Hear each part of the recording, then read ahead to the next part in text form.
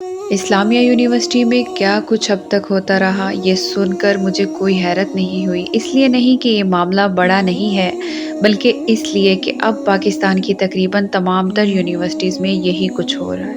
بہاولپور کی اسلامیہ یونیورسٹی بھی پہلے مدرسہ ہوا کرتا تھا، مگر اس میں دینی اور عصری تعلیم کو مکس کر دیا گیا اور پھر بالآخر دینی تعلیم کو ختم کر کے یونیورسٹی بنا دیا گیا۔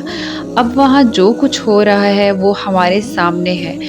یونیورسٹیز پڑھائی اور تعلیم کے نام پر غلاظت کا اڈا اور پہاڑ بنی ہوئی ہیں۔ اللہ نہ کرے اگر اس طرح کا کوئی گناہ کسی مدرسہ میں ہوا ہوتا تو اب تک سوشل میڈیا پر وویلا کیا جاتا اور ایک شور برپا ہوتا کہ پاکستان کے تمام مدارس میں یہی کچھ ہو رہا ہے اور مدارس دین کے نام پر فحاشی پھیلا رہے ہیں، اور فیصلہ یہ کیا جاتا کہ پاکستان میں مدارس کو بند کر دیا جائے۔ لیکن اگر اب بات یونیورسٹی کی ہے تو اب پاکستان کے تمام بڑے اینکرز اس پر چپ ہیں اور کسی کے منہ سے کچھ نہیں بولا جا رہا۔ سوال یہ ہے، آخر اتنی بڑی منافقت کیوں؟ آخر کیوں ہمیں ہمیشہ دین ہی سے تکلیف ہوتی ہے؟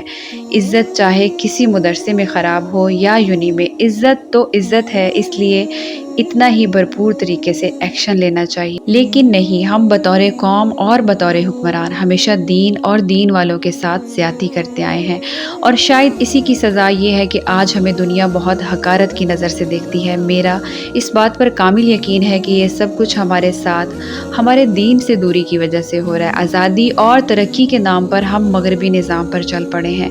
پہلے عورتوں کا عبایا چینج ہوا، پھر رفتہ رفتہ اتر گیا، پھر کپڑے تنگ ہو گئے، اب سب دیکھ رہے ہیں کہ وقت کے ساتھ کپڑے بھی اترتے جا رہے ہیں۔ یہ سب کچھ دین سے دوری نہیں تو اور کیا ہے؟ اگر کوئی کامل ایمان والا انسان اب پاکستان کی کسی یونیورسٹی میں چلا جائے تو اس کو محسوس ہی نہیں ہوگا کہ ان لوگوں میں بھی ایمان یا پھر ایمانی غیرت موجود ہے۔ لڑکے لڑکیوں کا اور ٹیچرز کا اس قدر اخلاق کہ گویا اللہ نے قرآن اتارا ہی نہیں، اور پردے کا تو جیسے اسلام میں کوئی تصور ہی نہیں۔ اسلام تو وہ دین ہے جو عورتوں کو مسجد میں نماز کے لیے جانے کو بھی بہت سی جگہوں پہ روکتا ہے کہ کہیں غیر مرد کی نظر نہ پڑے اور فساد برپا نہ ہو، لیکن یہاں تو صرف گریڈز بڑھانے کے لیے کپڑے اتروا لیے جاتے ہیں اور یہ بھی غیرت اور عزت کو پس پشت ڈالتے ہوئے اتار دیتی ہیں۔ مگر ایسی تعلیم یافتہ بہنوں اور بیٹیوں سے لاکھ درجہ بہتر ہماری وہ بہنیں اور بیٹیاں ہیں جن کو زمانہ صبح شام جاہل اور کم عقلی کے طعنے دیتا ہے۔ مجھے افسوس ہے ایسی عورتوں پر، ایسی اپنی بہنوں پر جن کی نظر میں عزت کی قیمت اتنی کم ہو چکی ہے کہ وہ کسی بھی غیر محرم کے سامنے صرف چند مارکس کے لیے یہ سب کچھ کرتی ہیں۔ اور ان سے زیادہ افسوس مجھے ان بھائیوں پر، ان والدین پر جو یہ سب کچھ جاننے کے باوجود اپنی بیٹیوں پر توجہ نہیں دیتے اور انہیں اسی جگہ پر ابھی تک پڑھاتے ہیں، صرف اس ڈر سے کہ اگر پڑھی لکھی نہ ہوگی تو رشتہ کیسے ہوگا، نوکری کیسے لگے گی، گھر کیسے چلائے گی۔ آگ لگائیے ایسے رشتوں کو، ایسی نوکری کو جو آپ کو عزت کھونے کے بعد ملے۔ یاد رکھیں، ایسے والدین اور ایسے بھائی حدیث کی روح سے دیوس ہیں، یعنی وہ لوگ جو اپنے اہل و عیال اور عورتوں کے بارے میں غیرت سے خالی ہوں، یعنی ان کی بے حیائی، فحاشی اور عریانی دیکھیں اور خاموش رہیں، تو ایسے لوگ اور ایسا شخص دیوس ہے۔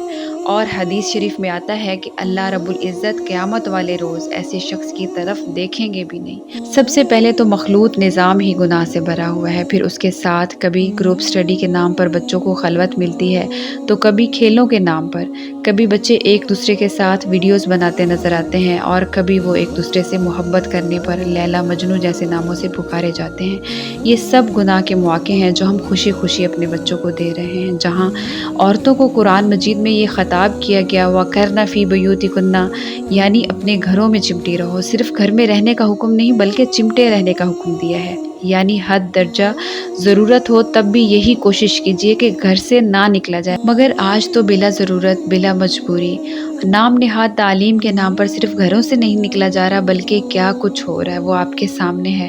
اور افسوس ہے ایسے مردوں پر جو عورت کی کمزوری کا، اس کی کم عقلی کا فائدہ اٹھاتے ہیں۔